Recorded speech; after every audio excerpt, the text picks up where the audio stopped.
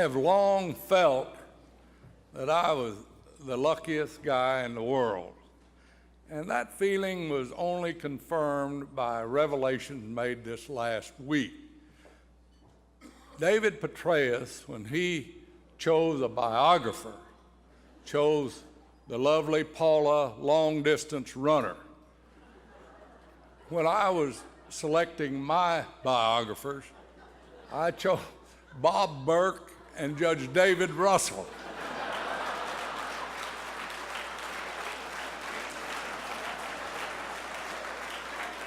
No one has ever accused either one of them of being lovely or a long-distance runner. But it was the luckiest thing that could have happened to me, of course.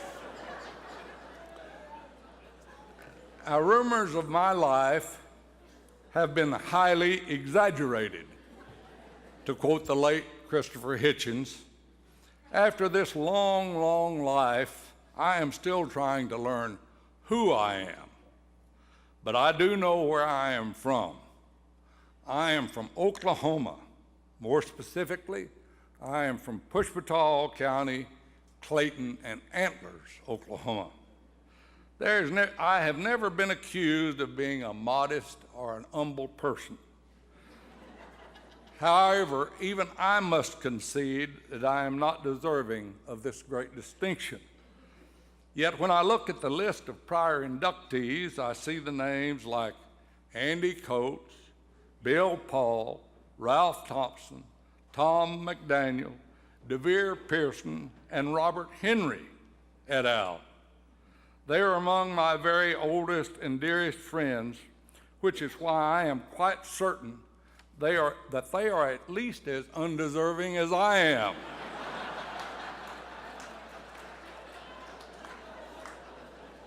So I humbly accept this high honor and will cherish it just as they have done.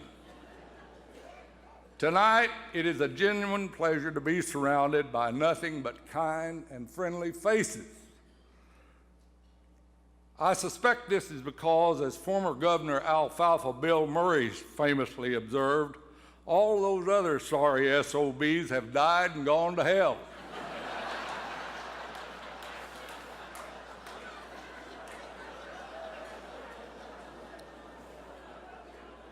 So that means that there is a lot to be said just for living long enough to get here, and I'm somewhat indebted to my fellow inductee and cardiologist Ron White for keeping me alive long enough to get here. As has been noted, I come from a very simple background. My family was truly too poor to paint and too proud to whitewash. If I had been homeschooled, I would likely remain illiterate. Although I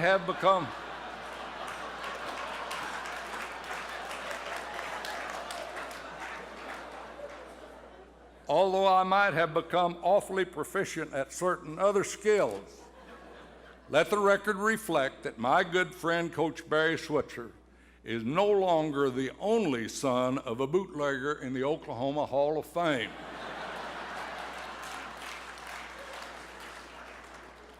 However, my mother was an incredible influence in my life. When I was growing up, she stood in the commodity line so that I could have something to eat. She also worked for the WPA for $21 a month so that I could get by and go to school. I am deeply indebted to the Oklahoma public school system. With the help and encouragement of wonderful small-town school teachers, I was fortunate enough to graduate from a great university and to study and teach at 2 outstanding law schools. I have never, ever had an original thought in my life, but I read everything that I could get my hands on, and not all of it was pornographic.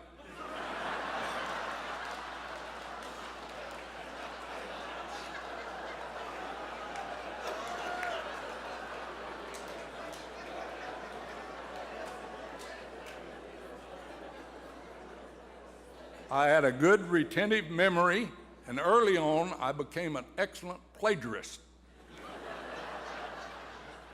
Thus, I became a pretty good student.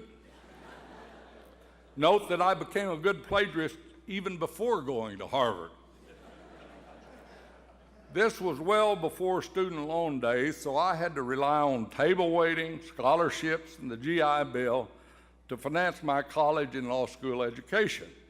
I also had the good fortune to receive a Ford Foundation Fellowship in law teaching for my graduate law school education.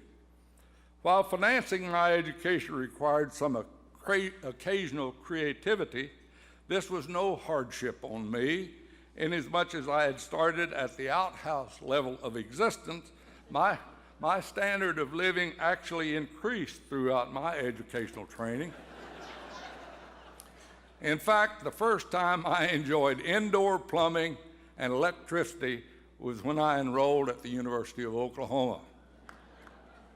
I would be remiss if I failed to acknowledge all the wonderful support that I received from Antlers, the village that it took to raise me.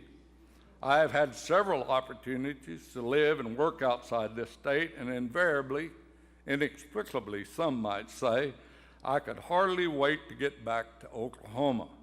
I have never wanted to permanently live outside Oklahoma, even though some nights when we were dodging tornadoes, brush fires, and now earthquakes in 100 degrees heat, I cannot help but think, you got to be out of your cotton-picking mind. I have now been at this uneasy job of judging for more than 42 years on both the state and federal level, so long that I am no longer fit for anything else, if that. I still go to work every day, both because I enjoy it and because Mary Ann refuses to let me hang around the house. My small but outstanding staff allows me to handle a reasonable caseload. One of the lessons I have learned is that we all must learn to cope with and compensate for our handicaps. I learned this most clearly from my old friend Barney Ward, a blind attorney in Ada, Oklahoma, who had a seeing eye dog. On one occasion, we were talking on the street corner when his dog had raised his leg on Barney. I then observed Barney reach into his pocket and give the dog a cookie. I asked him, Barney, do you know what that dog just did to you? And he said, I think so. I felt something wet and warm on my leg. I said, I'm surprised that you would reward him for that. He replied, I wasn't exactly rewarding him. I was just trying to find out which end of his body his head is on, because I'm fixing to kick his ass.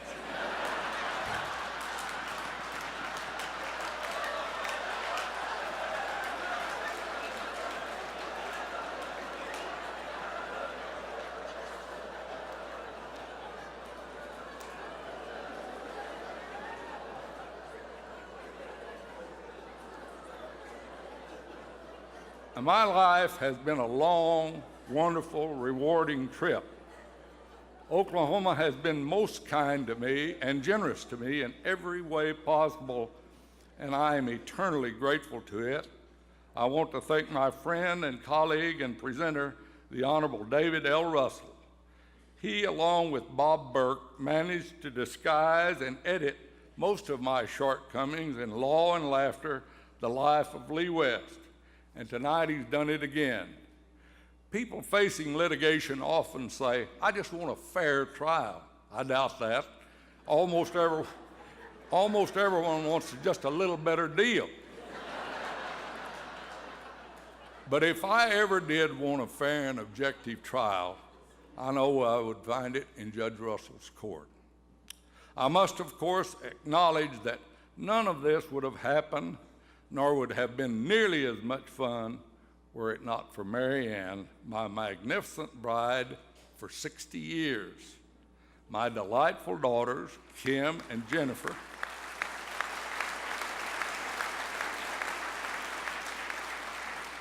and again, my nearly perfect granddaughter, Mary Ellis Passy.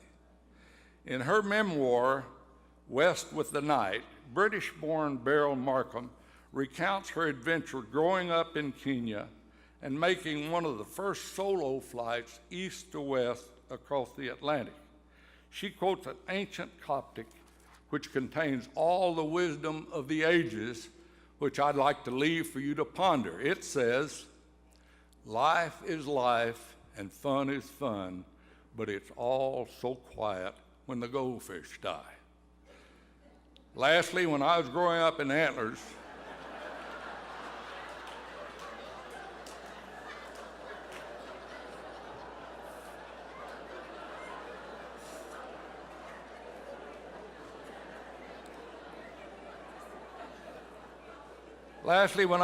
up in Antlers, people who had received a favor or a gift did not say thank you, but instead would often say, "I am much obliged." I always liked that. And to all of you and to the association, I say, I am much obliged, because somehow thank you is just not quite adequate. Thank you.